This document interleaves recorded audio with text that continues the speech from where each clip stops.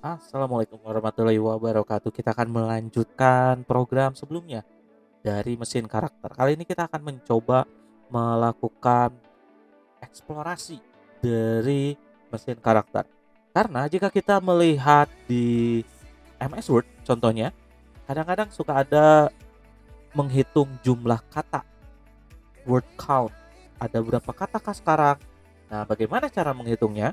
Sekarang kita akan mencoba membuatnya. Tentunya dengan kelas yang tadi sudah Anda buat, yaitu mesin karakter. Jadi kita akan masih menggunakan kelas ini. Yang perlu dipastikan adalah kita gunakan NO file-nya pagar ya. Nah, silakan Anda menambahkan sebuah prosedur baru. Yang pertama akan dibuat adalah menghitung jumlah kata yang dituliskan di antara baca file dan close file. Jadi kita akan membuat yang pertama adalah function hitung jumlah kata. Bagaimana cara membuatnya?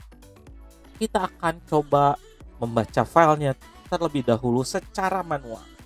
Jika kita ditanya ada berapa kata di dalam tulisan ini, tentu kita akan menghitung 1, 2, 3, 4, 5, 6, 7, 8, 9, 10, 11, 12, 13, 14, 15, 16, 17, 18, 19, 20.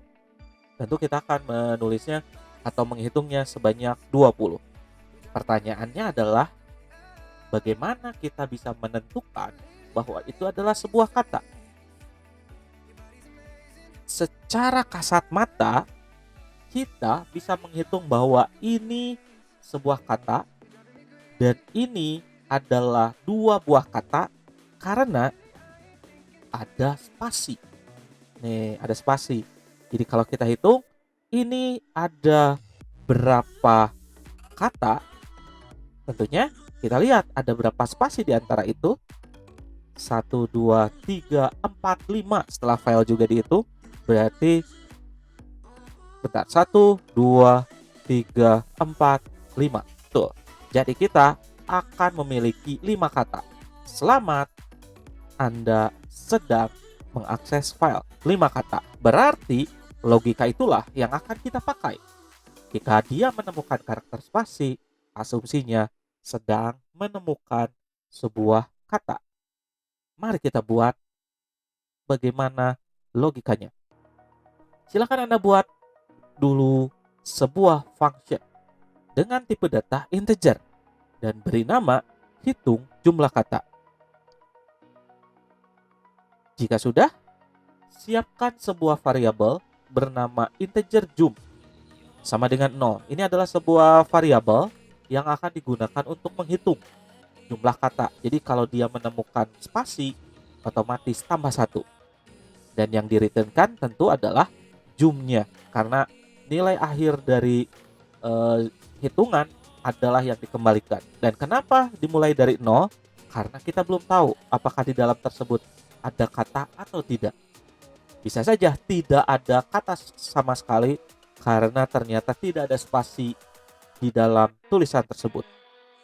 Jika sudah, Anda bisa menuliskan ini dengan cara copy paste saja. Jadi copy paste saja dari baca file ini, di copy paste ke dalam sini, dan yang perlu dirubah adalah di dalam while-nya. Jadi di dalam while ini kita akan menuliskan pengkondisian jika menemukan spasi sama dengan kata plus 1. Jadi saat menemukan spasi atau karakter dengan spasi, kita akan menyatakan bahwa kata plus 1. Berarti di sini jum plus plus. Itu akan terus berlangsung selama apa? Selama tidak menemukan NO file dan tidak menemukan sebuah karakter atau nilai dari karakter yang tidak dikenali.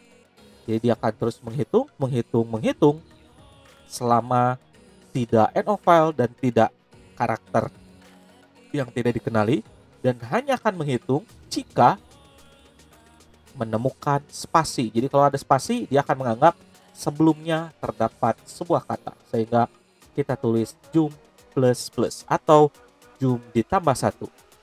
Itu adalah logika dari menghitung jumlah kata. Silakan Anda pause terlebih dahulu untuk menuliskan isi dari function ini.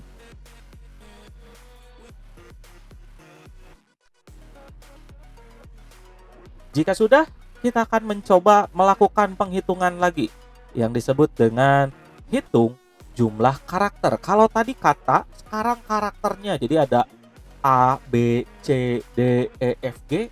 Ada berapa kata dari tulisan ini? Logikanya, bagaimana cara menghitung kata?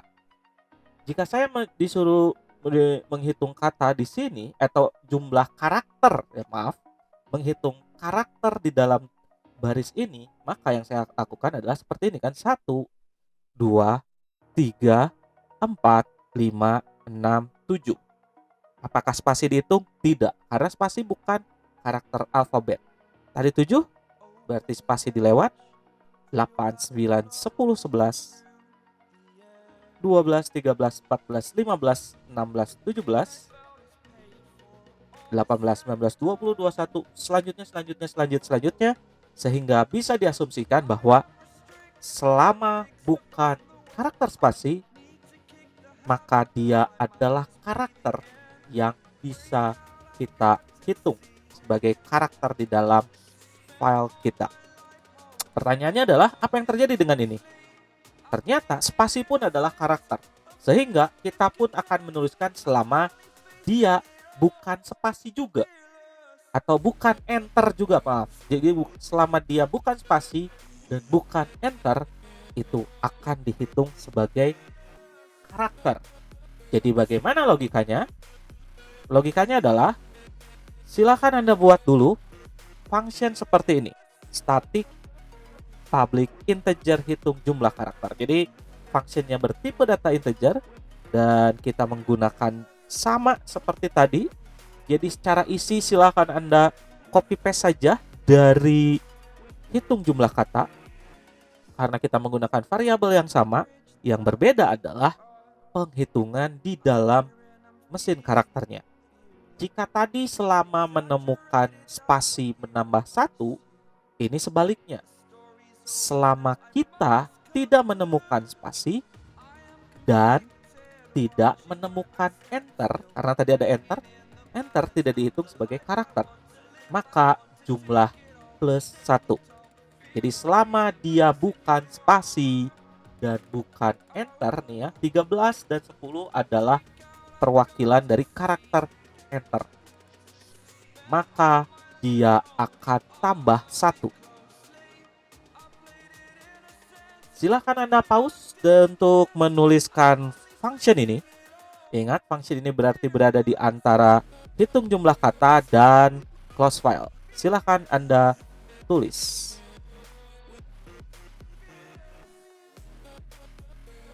Jika sudah, berarti kita tinggal memanggilnya. Nah, untuk memanggilnya kita perlu blok yang berbeda. Jadi tidak bisa kita melanjutkan setelah baca file. Jadi kita tidak bisa melakukan pemanggilan hitung jumlah kata langsung setelah baca file. Kenapa? Karena secara proses seperti ini.